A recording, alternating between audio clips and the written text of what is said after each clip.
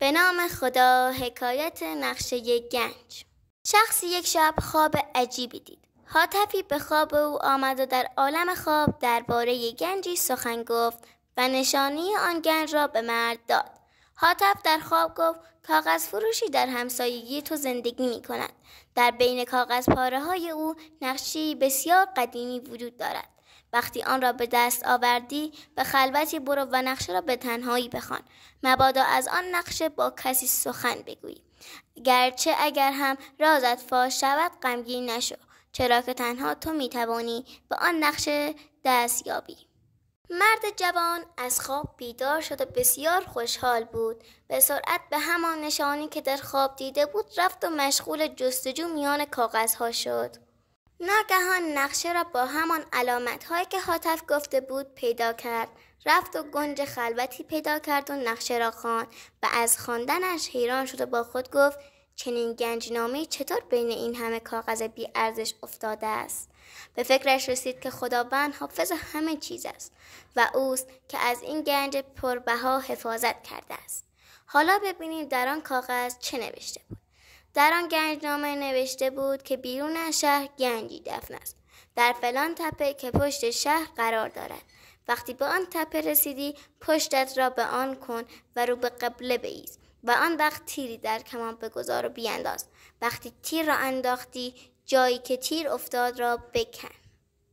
جوان همین کار را کرد. وقتی رو به قبله ایستاد کمان را محکم کشید و تیر را انداخت و تیر بلا فاصله بسیار پرتاب شد.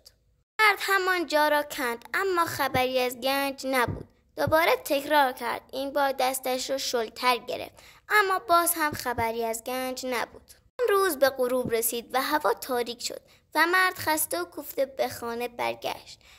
فردا دوباره عزم خود را جزم کرد و به همانجا رفت و چند بار تیر انداخت و زمین را کند و دست خالی و خسته جان شد. خبر به پادشاه رسید. گفتند مردی حدود 1 ماه است هر روز به مکانی می رود. تیر می اندازد و زمین را می کند. پادشاه مرد جوان را خواست و از او علت جویا شد. مرد گفت جناب سلطان مدت 1 ماه است که این نقشه یک گنج را یافتم.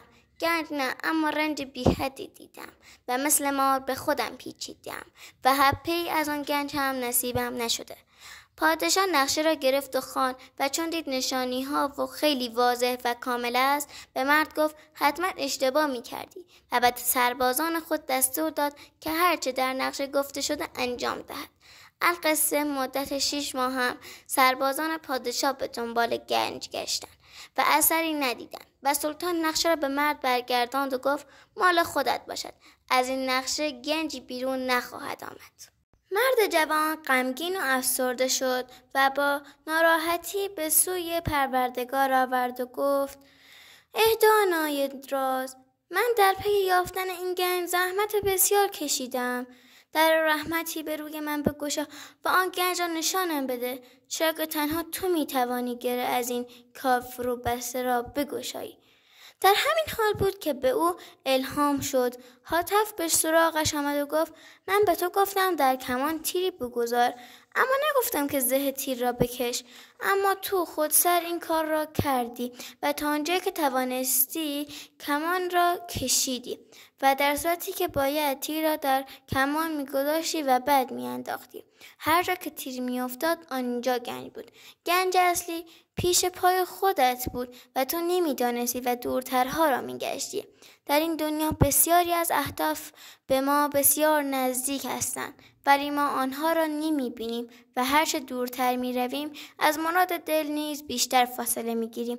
ای کمان و تیرها برساخته، صید نزدیک و تو دور انداخته. هر که دور اندازتر او دورتر و از چنین گنج است او مهجورتر.